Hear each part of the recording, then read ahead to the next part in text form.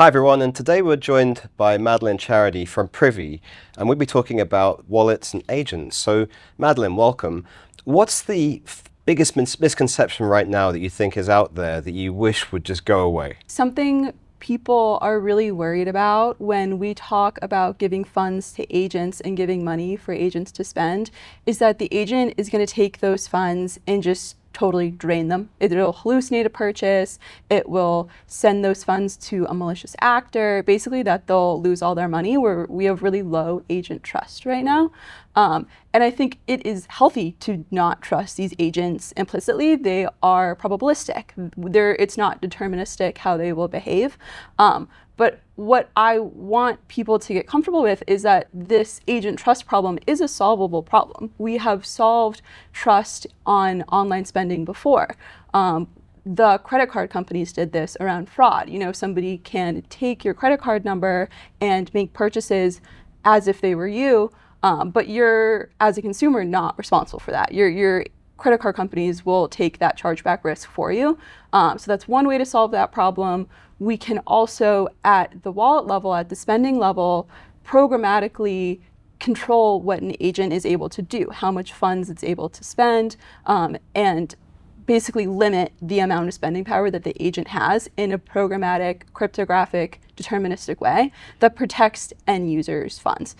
So I think the big misconception is that we give agents money to spend and it just, goes wild. The analogy that I love to give here is if I give an agent my credit card and I tell it to go buy me a pink boat neck sweater, then it goes and buys me a boat. Like I, as the consumer, am on the hook for that, $100,000 purchase.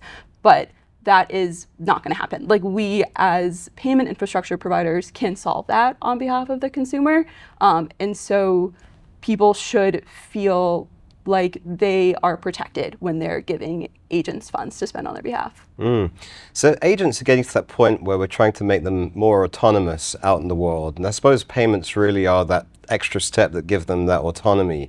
What are some of the interesting things that you've seen people do when they can give payments to their agents? The examples that people go to immediately when they think about agentic payments are very natural and human. They think about payments that they themselves make and not payments that an agent can make that a human wouldn't otherwise make. So like an example of a payment that a human would make is I want an agent to go and buy me a boat neck sweater, right? And it's like it's going to go scan Aritzia, it's going to go scan J. Crew and all of these shops that I usually shop at and figure out what's purchased for me. That's super cool and great and something that we can definitely enable agents to do, and it will save end users time. I love to have my agent go and shop for me and figure out like what item I should purchase.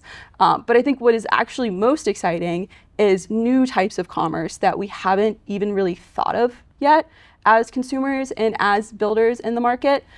When people introduced the idea of the internet, back in like the 80s, 90s, if you were to pitch somebody, like the first thing that would come to most people's minds, at least I'll say like my mind, is I would not have immediately thought of Airbnb or Uber. Like that doesn't really occur to people immediately. And so we have now all of these different shapes of commerce that we didn't have, 30, 40 years ago because of the internet.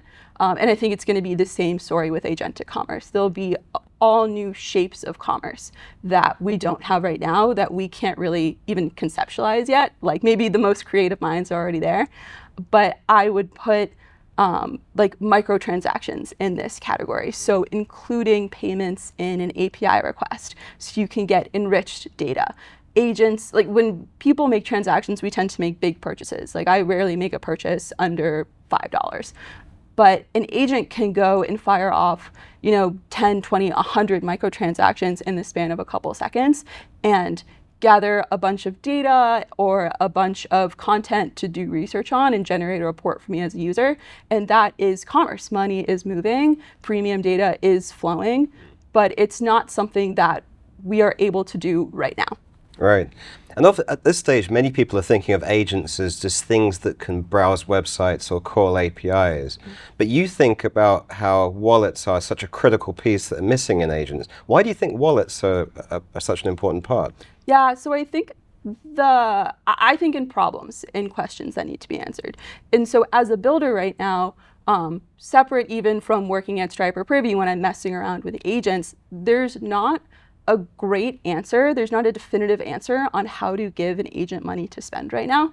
If I, spin up an OpenClaw agent and I tell it to go research a vacation for me or go plan a vacation for me, there's no way for me as a consumer, as a builder, to actually give the agent money to spend. That's a problem that the market and the space hasn't solved quite yet. And so I think that this problem is best served by wallets and stablecoins and moving money on blockchain, because those are machine native payment rails. It's digital native financial infrastructure that is programmable, it's instant, it's low fee, and that is going to be the best way to solve this problem. There are other ways to solve this problem. People are giving credit cards to agents to spend on their behalf. But basically, synthesis take here is there's not a great way to give agents spending power. And I think the wallet on blockchain is going to be the best way to solve that problem. So just to take the other side of this for a moment, to many people, giving agents access to your money sounds very scary, just as an idea. What sort of guardrails and safety can you put in place to really make sure this is as safe as possible? There are people solutions and there are technical solutions to this problem, I would say. The people solutions are, bureaucratic infrastructure to ensure payments. You can, the same way that the credit card companies solved credit card fraud, you can have a financial entity like a bank. Right now, this is like MasterCard and Visa that go in and will guarantee that any charges that an agent makes that are invalid, that the agent hallucinated, will be refunded to the user. The consumer is not on the hook. There is this layer of protection around the consumer. So I put that in the people category of ways to solve this problem. We can build organizations and regulation to solve this problem. On the flip side, you can bake these controls and spending controls and policies into the wallet. This is what we work on at Privy. So a Privy wallet, you can configure, like I said, policies. So you can set spending limits. You can say any transaction coming out of this wallet, it cannot be over $20. It cannot be more than $1.10. Or if it is over $10, then we need to have more than 2 people authorize it. The agent can't authorize a $20 purchase on its own. At that point, the user needs to step in and authorize that purchase. And so there are all these different ways to impose both control on what is actually spent at the technical level, and if a purchase does go through that is malicious, that is incorrect, then we can, at a people organization level, refund the consumer and protect the end user. Now, as a developer, you're of course very familiar with developer experience over the years, but we have a new type of developer experience, which is developer experience for agents. What sort of interesting problems are you seeing from a developer experience point of view for agents when you start giving financial controls to them? I think on the developer experience side, something that we're seeing and hearing from a lot of builders is that they never want to leave the agent experience. They never want to leave the CLI. So right now, if you're building a SaaS product or you're distributing a SaaS product, like Privy, we have a dashboard. Stripe has a dashboard, and that is how you go and interact with the product. It's how you onboard, it's how you get an account, it's how you provision resources and get credentials. Agent developers and people who are vibe coding websites don't really want to do that. They just want to have the agent one-shot everything. And the feedback that we have gotten is, if you pop me as the end developer out to a UI to click through some flow, you've lost me as a consumer of your product. I'm not going to do it. So we need to build CLIs and MCPs and ways for agents to natively onboard to developer tooling in a way that we have not before, which is really cool. And so I guess one solution to this problem that Stripe shipped recently is Stripe Projects. The experience of using Stripe Projects is you have one authentication moment where you grant the agent access to your Stripe account and any funds that are in your Stripe account. and then Stripe projects will automatically onboard you onto all of your different SaaS providers, like Vercel. Privy has an integration, Superbase. And so once you have authenticated and logged in with Stripe projects, then you are automatically onboarded to all of these different SaaS providers, which is really cool. Yeah. Now, when I talk to developers, a lot of the time, it seems like people think all of this is very conceptual and not really being used out there. But in the real world, there's a lot of activity happening. So what are some of the most interesting and unexpected ways that you see people deploying agent-based applications? Yeah, so what we're seeing first in blockchain and crypto is trading. So agents doing like trading cryptocurrencies, and basically, like give an agent $100 and have it generate some ROI. That's one really interesting, that's one immediate use case that people are already building and honestly have been building in crypto for the last couple of years. I think the next, and how that could evolve in a really cool way, right now these agents are trading cryptocurrencies, but you hear about these big exchanges, these big stock exchanges where they're trading assets that are real equities, instead of just cryptocurrencies. You could have, a hedge fund or some sort of actual bank that is moving real stocks in a way that's totally automated, both at the payments level and at the agentic level. It's an agent that's doing market research. It's an agent that is executing all of these purchases. So that's kind of what we're seeing now in agents trading crypto up into, agents trading equities and stocks and bonds and debt. The other use case that I think is really interesting and that excites me is agents buying content and doing research and buying data from proprietary data sets. So what I'll say is an agent is only as good as the context that it has available to it. It's garbage in, garbage out. The data, an agent is just spitting context back out at you.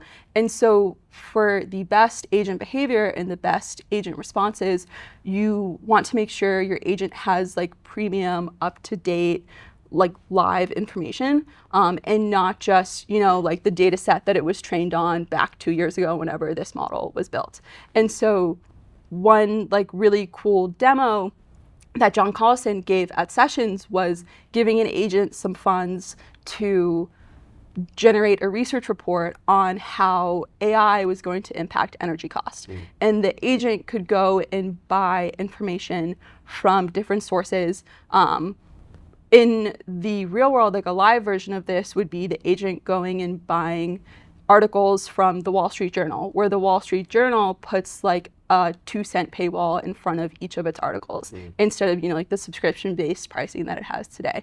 The agent could go to, Bloomberg and buy some proprietary data set and do research based on that. And it can synthesize all of this information, because we know agents are really great at taking a bunch of data and synthesizing it, and then turn that into an actionable insight from buying premium data sources, instead of just using the training data set in context that it already has available to it.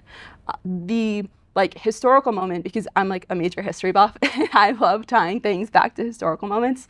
But the historical moment that I think about is when we first started making people pay for software. There was initially pushback on this. People thought that software should be free. It's not tangible, you can't touch it. If it exists, there's no marginal cost to having one more person use it. It's infinitely copyable. And so there was this internal drive to keep software free, which I think is super well intended and grounded in the good place. But what we have seen as we have made software cost money and make people pay for software is this massive explosion of software. People can actually build software for a living. People like me, which is great. I love building software for a living. And what we get as a society is much better software, because we have built incentives to actually create software instead of it just being kind of like a hobby, like fun side project.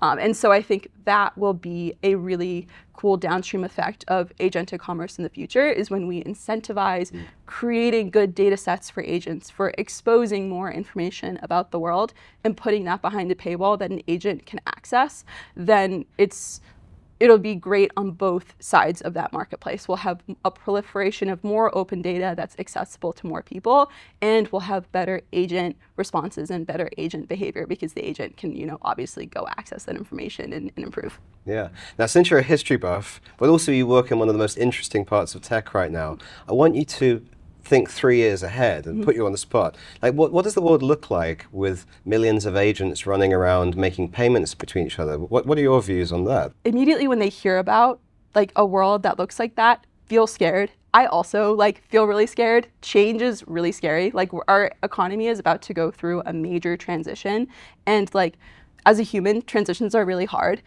But that world really excites me. I think as a producer, it's really scary to think about an agent, automating your role or doing your job for you. But practically, what we see in these moments in history where jobs are made more productive is more output. So I, as a consumer, will have more things to consume, and quality of life goes up for everybody.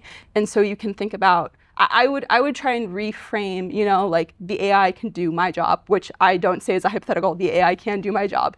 The AI can help me in my job, and so I can produce even more. So another way to put this is AI can make software. A Claude Code can generate software just as good as a software engineer. But now I can take the narrative perspective that wow, okay, now people don't need me because the agent can go and do the software generation I was doing. Or I can take the perspective of now there is more software to maintain. Now there is more products to build. Ultimately, what we as software engineers are problem solvers. We want to build products that solve real world problems with technology.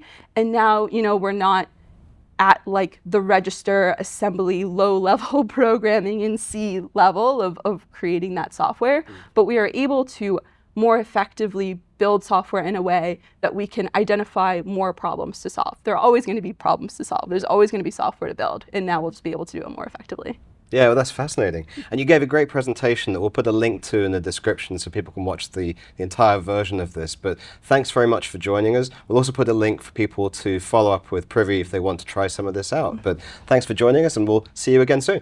Yeah, thank you so much for having me.